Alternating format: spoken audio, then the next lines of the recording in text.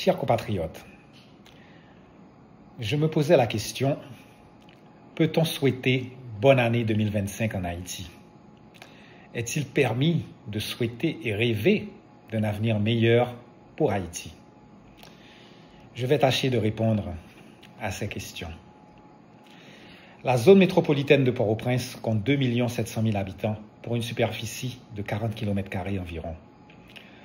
Comment un territoire aussi réduit n'est plus contrôlé par notre police et notre armée?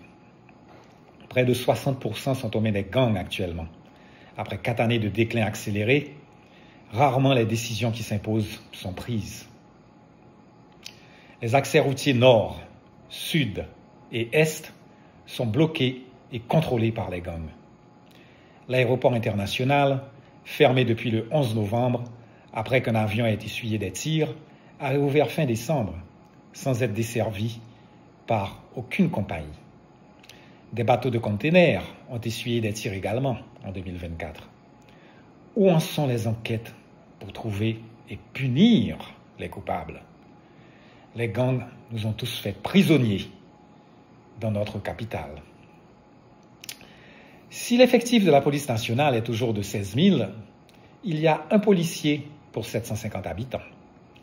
En France et aux États-Unis, on compte un policier pour 500 habitants environ.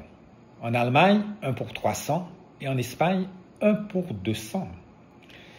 Le Salvador a dû mobiliser plus de 10 000 soldats et policiers pour contrôler les gangs armés et a emprisonné 75 000 bandits.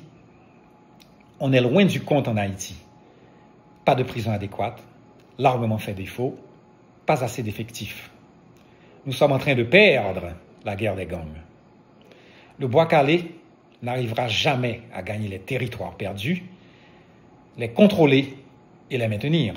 C'est une vengeance aveugle et barbare. Il n'y a pas de secret pour gagner la guerre. C'est l'affaire des militaires, pas des mouvements sporadiques, des hordes de populations civiles sans armement adéquat. Un effort massif est nécessaire en hommes, armes, munitions et équipements. Sinon, nous serons dans une situation pire en 2025. Et comment réaliser des élections dans ce contexte? Le chaos se répandra aux autres régions du pays. D'autres hôpitaux, écoles, bibliothèques, commissariats, commerces, etc. seront pillés et détruits par les gangs comme ils le font déjà. Nous verrons davantage de nos compatriotes à la merci des bandes armées. Ces derniers, après tous leurs crimes contre la population, toutes classes confondues, passibles de crimes contre l'humanité, poussant le cynisme à l'extrême, ont le culot de se travestir en parti politique, sans honte.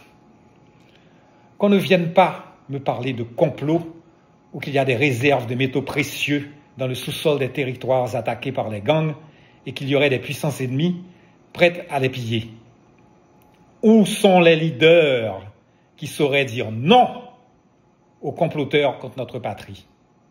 L'exploitation minière professionnelle est coûteuse, prend des années à se mettre en place et nécessite un climat de paix. L'humain, par sa nature, est autodestructeur et ravageur. Il est capable du meilleur et du pire. Preuve, nous sommes en train de détruire la planète sur laquelle nous vivons. S'il n'est pas encadré par des lois, des forces de l'ordre, il se livre au chaos, aux razzias et tous les crimes.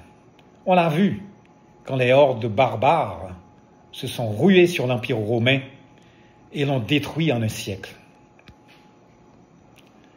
Quand il y a eu des blackouts dans la ville de New York, on a vu la population se livrer au pillage et à la destruction. La police, l'armée et les gardes nationaux ont dû être mobilisés pour contrôler la situation. De même, quand il y a des ouragans en Floride, un couvre-feu est déclaré. Les gardes nationaux et l'armée sont appelés pour empêcher pillage, destruction et protéger la population. Comment pouvons-nous éviter pillage, destruction et agression sur les personnes en Haïti sans une force dissuasive importante, un système judiciaire et carcéral fonctionnel? Des pseudo-politiciens corrompus veulent semer le trouble en ce début d'année dans le seul but de réclamer une part plus grande du gâteau. Quel gâteau? Il ne reste que des miettes remplies de vermine. Ils n'ont même pas la décence d'être conscients qu'en état de guerre, il vaut mieux se serrer les coudes pour gagner la guerre d'abord. Alors, vu ces considérations, comment souhaiter bonne année en Haïti en 2025? Faudrait-il que nous voyions les efforts, les bonnes décisions et l'implication des gens qualifiés que nous avons, mais qui sont tenus à l'écart? On se demande pourquoi. Souhaitons plutôt que l'Esprit Saint qui nous anime tous prévale chez nos décideurs. J'ai dit 1er janvier 2025.